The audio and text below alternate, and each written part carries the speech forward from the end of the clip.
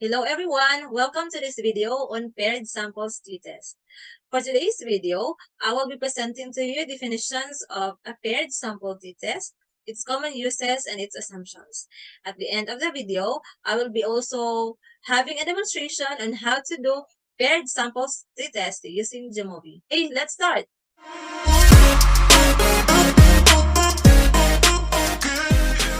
Paired sample t-test. Before we delve into the definition of a paired sample t-test, let's first try to define what is a t-test. So it is a type of inferential statistics used to compare the means of two groups. These are the types of t-test. We have one sample t-test, paired samples t-test, independent samples t-test. For this video, we will be focusing on the paired samples t-test. So what's a paired samples t-test? This is also called the dependent t-test. This compares the means between two related groups on the same continuous dependent variable. Remember that our group must be related on the same continuous, remember the word continuous dependent variable. And then it compares the means of two measurements taken from the same individual, object, or related units. These paired measurements can represent things like measurements taken at two different times. In the education field, we have the p-test and the post-test score. We have also a measurement taken under two different conditions, completing a test under a control condition and an experimental condition. And then we have also measurements taken from two heads or sides of a subject or experimental unit. Example for this is measuring hearing loss in a subject's left and right ears. Okay, then the purpose of the test of a paired samples t-test is to determine whether there is a statistical evidence that the mean difference between paired observations is significantly different from zero.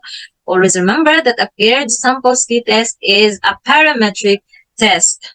So for example, dependent t-test can be used to understand whether there was a difference in smokers' daily cigarette consumption before and after a 6-week hypnotherapy program.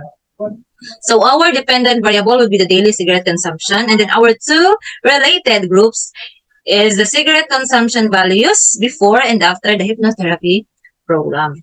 So what are the common uses of paired samples t-test? To know the statistical difference between two time points, two conditions, and two measurements. And lastly, between a matched pair. So these four are the common uses of a paired samples t-test.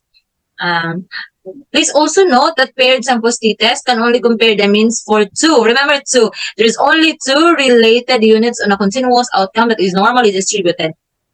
The paired samples t-test is not appropriate for analysis involving the following: first, unpaired data, because this required a paired data. Second, comparisons between more than two units or groups, since we are talking about only two groups. Third, a continuous outcome that is not normally distributed. So our data must be normally distributed. This is one of the assumptions of a paired samples t-test. And then lastly, an ordinal or ranked outcome or data. So these are the assumptions of a paired samples t-test. The independent variable should be measured at the interval or ratio level. Examples of these dependent variables include height. This is measured in centimeters or in foot. Temperature, this is measured in degrees Celsius. Salary, this is measured in currency. Revision time, this is measured in seconds or in hour. Intelligence, this is measured in IQ. Reaction time, this is measured in seconds. And test performance, this is measured in 0 to 100. Second assumption is related samples or groups or the dependent observations. The subjects in each sample or group are the same. This means that the subjects in the first group are also in the second group. And then, third, random sample of data from the population. Of course, we have to randomize our sample. Fourth, there must be normal distribution of the difference between the paired values. And lastly, no outliers in the difference between the two related groups. Please also note that since paired samples t-test is a parametric test, so when one or more of the assumptions are not met, we will have to run the non-parametric equivalent of a paired samples t-test, which is the Wilcoxon sign rank test instead. Okay, so we will now have a demonstration of how to compute or how to do paired samples t-test using Jamovi. We will first open the Jamovi app in our computer.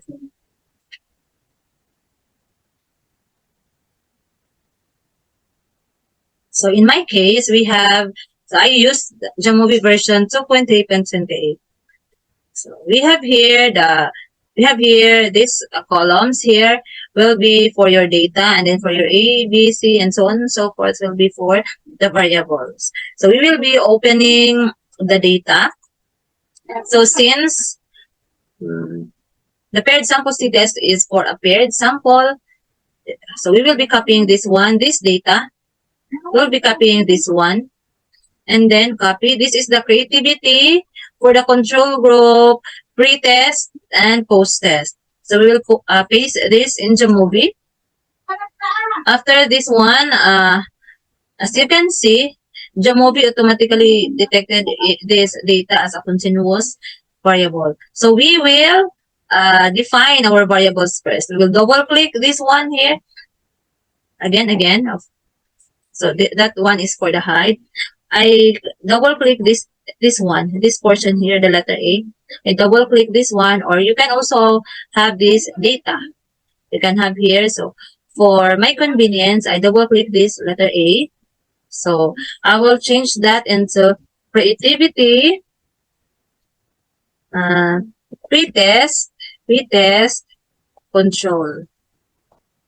And then this is continuous. And then for letter B, for the next data, I have to click here, this arrow here, arrow right here. So this is creativity, post-test, control. So this is also continuous data. After determining our data, after defining our data, we have to hide this one. So we are left with this. We are left with this data here, creativity pre-test and creativity post-test. Then how to do paired samples t-test in Jamovi?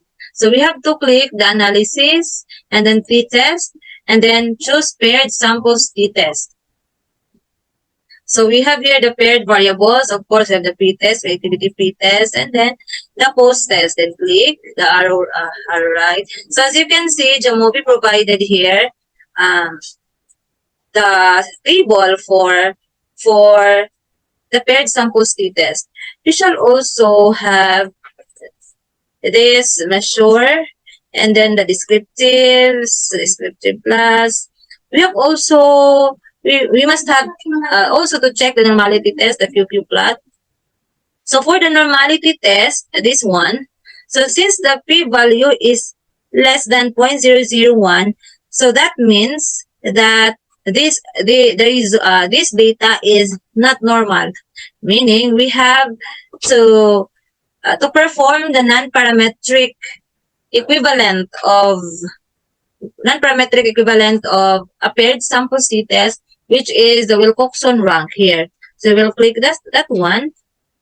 So for this one, we have also here. So the p-value is 0.776.